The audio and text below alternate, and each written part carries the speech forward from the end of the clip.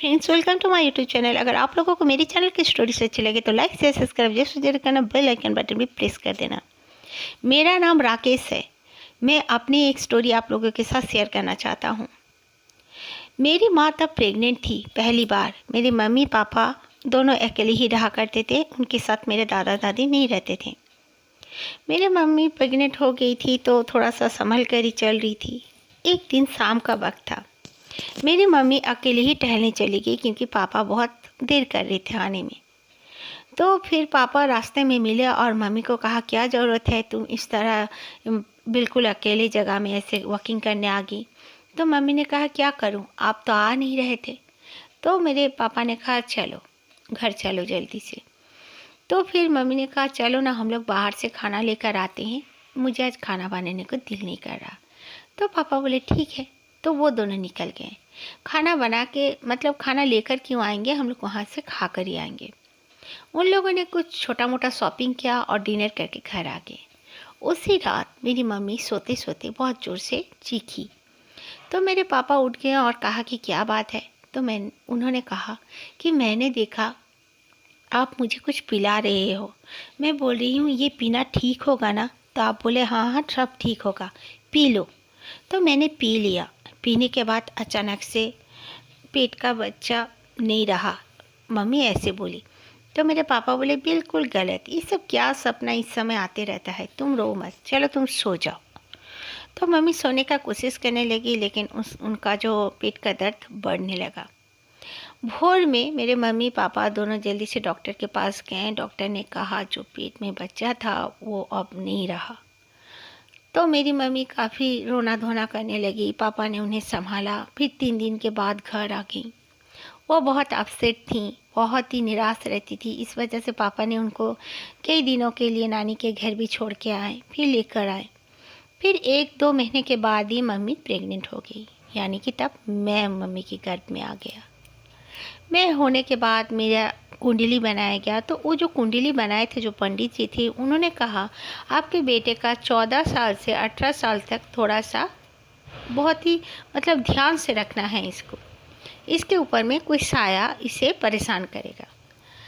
ऐसे ऐसे कुछ कहा उन्होंने। और फिर मुझे एक मादुली यानी कि ताबीज भी पहना दिया, एक मेरे राइट हैंड में और एक गले में। कुछ यंत्र था गले में और कहा कि इसे कभी मत खोलना बेटा, जब तक तेरी शादी नहीं हो जाती तब तक इस यंत्र को और इस ताबीज को कभी मत खोलना। तो मम्मी ने कहा ठीक है नहीं खोलेगा, और हम लोग आ गए। फिर मैं धीरे धीरे बड़ा हुआ, यानी कि 14 साल का हुआ। उस समय की बातें आप लोगों को मैं बताना चाहता हूँ। फिर एक रात मैं सो रहा था, तब मेरी बर्थडे हो गई। मैं 14 साल का पूरा हो गया। 3 दिन के बाद का बात बता रहा हूँ। मैंने अचानक सपना देखा कि एक लड़का, हमारे जो घर था उसके पीछे में एक पोखर था और काफ़ी दूर दूर घर बने हुए थे, सामने सामने भी नहीं थे। एक पोखर था, उस पोखर में मैं शाम के समय में बैठा करता था जाकर। तो खैर वहाँ पे मछली वगैरह भी बहुत लोग पकड़ने आते थे और वहाँ पे अपना चास वास करना जो मछली का वो भी किया करते थे। अपना अपना कुछ लेवल था उनका। तो मैं सपना देख रहा हूँ कि मैं मछली पकड़ रहा हूँ। काफ़ी रात है, चांदनी है, मतलब चांद की रोशनी भी आ रही है। एक लड़का बहुत ही एकदम विचित्र सा लड़का था, एकदम काला सा उसका चेहरा हुआ हुआ है, जैसे उसने बहुत दिनों से खाया पिया ना हो। एकदम वो लड़का आता है और आकर मुझे मारने लगता है। ये देखकर मेरे हाथ में कुछ भी रहता है मैं वो फेंकता हूँ और दौड़ने लगता हूँ। वो मेरे पीछे पीछे आने लगता है। मैं दौड़ते दौड़ते घर के सामने में आके गिर जाता हूँ और गिरते ही फिर मेरा नींद भी टूट जाता है। मैं देखता हूँ मैं सपना देख रहा था, पसीने से तरबदर हो चुका होता हूँ। फिर मेरी मम्मी जल्दी से उठ जाती है मेरा आवाज़ से। मम्मी पूछने पर मैं रोते हुए मम्मी को कहता हूँ, काफ़ी डर गया रहता हूँ मैं उस समय। मम्मी मुझे संभालती है और कहती है जल्दी से सो जाओ, कुछ बात नहीं, सपना देखे होगे। ये सपना मैं लगातार 5 दिन देखता हूँ और उसी तरह डरता हूँ। इस वजह से मेरी मम्मी मुझे फिर से उसी बाबा जी के पास लेकर जाते हैं जो कि मेरे कुंडली बनाए थे और मेरे बारे में कुछ कुछ कहा था। तो बाबा जी ने कहा मैंने तो कहा ही है ना, 14 साल से 18 साल तक बच्चे को बहुत ध्यान से देखना, अकेला मत छोड़ना और अकेला मतलब इसे बाहर का खाना वाना कुछ खाने मत देना। तुम बिना उसे नज़र दिए एकदम मत रखना। तो मम्मी कहती है ठीक है। उसके बाद फिर से एक दिन जब बाबा जी के पास से हम लोग आ गए, उसके 5 दिन के बाद मैं सो रहा था। मम्मी पापा जैसे उनके साथ सोता हूँ इसी तरह मैं सो रहा था। अचानक से मेरी नींद टूटती है कुछ आवाज़ से। मेरे सामने ही एक ड्रेसिंग टेबल रखा हुआ था, वहाँ का सामान जैसे किसी ने फेंका हो।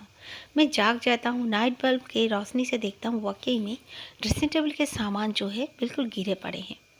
मैं उठ के बैठने ही जाता हूँ तो मुझे पीछे से कंधे पकड़ के कोई मुझे खींच कर बेड में गिरा देता है। मैं आंखें उठाकर देखता हूँ तो वही लड़का था जो मेरे सपने में आता था। आज वो बिल्कुल साक्षात मेरे सामने था और मैं चीखना चाहता हूँ, चिल्लाना चाहता हूँ, लेकिन वो लड़का मुझे चीखने चिल्लाने कुछ मूव करने नहीं दे रहा था और वो आकर मेरे छाती में बैठ गया। मैं ज़ोर ज़ोर से हिलने लगा, अपने पैरों को पटकने लगा। कुछ देर बाद मम्मी उठ गई। मम्मी उठकर मुझे पैर पटकते हुए, हिलते हुए बिल्कुल देखने लगी और फिर मम्मी ने मुझे पकड़ा। तब मुझे चैन आया, जैसे होश आया, मेरे ऊपर से बोझ हल्का हो गया। फिर मम्मी ने कहा कि क्या हुआ था, तो मैं बहुत रोने लगा और रो के मैंने बताया मम्मी ऐसे ऐसे हो रहा है, वो खुद आ गया है। और फिर मैंने देखा दरवाज़ा तो जो था हमारे बेडरूम का, वो दरवाज़ा भी खोल कर कोई बाहर गया। ये मम्मी पापा ने भी देखा, वो लोग भी काफ़ी डर गए कि ये क्या हुआ। सुबह ही मेरी मम्मी गई और उस बाबा जी को सारी बातें बताई। तो बाबा जी ने कहा कि कोई बात नहीं, मैं देखता हूँ। बाबा जी ने एक फूल लाए और कुछ पढ़े और फूका। फिर मुझे कहा तुम 3 बार फूको। 3 बार फूकने के बाद उन्होंने क्या किया, मेरे सामने ही उस फूल को रख दिया और कहा कि बोल, तो क्यों आ रहा है, तो कौन है। जैसे वहाँ से कोई आंसर दे रहा हो। हमें कुछ सुनाई नहीं पड़ रहा था, ना ही दिखाई पड़ रहा था उस समय। बाबा जी बस सर हिला रहे थे।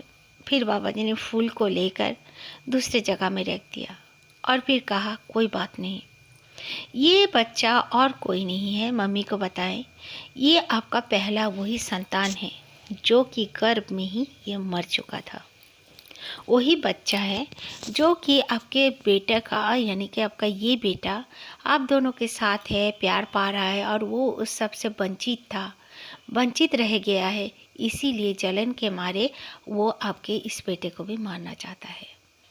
तो मेरी मम्मी ने कहा ये तो यंत्र भी पहना हुआ है। तो वो गुरुजी बोले हाँ इसीलिए ये बचा हुआ है, कोई बात नहीं। मैं आप लोगों को और एक चीज़ दे देता हूँ, जब ये सोएगा तकिए के नीचे इसका रख देना और हनुमान चालीसा वगैरह पढ़ते रहना शाम को और दिया जलाना। कुछ नहीं होगा, सब ठीक हो जाएगा। 21 दिन बच्चे का जो हाथ में या कहीं भी खून नहीं निकलना चाहिए, क्योंकि वो इसके शरीर में आना चाहता है, वो ये सब भोग करना चाहता है। 21 दिन लगेगा उसे यहाँ से हटाने में, वो बहुत ही क्रोधित है। ये सब सुनने के बाद मेरी मम्मी पापा भी काफ़ी रोने लगे, क्योंकि उनका पहला बच्चा था, वो जन्म लेते हुए नहीं हुआ। तो खैर धीरे धीरे मेरे साथ सब ठीक होने लगा। आज तक कुछ नहीं हुआ है, मैं बिल्कुल ठीक हूँ। मेरी उम्र भी 25 साल हो चुका है।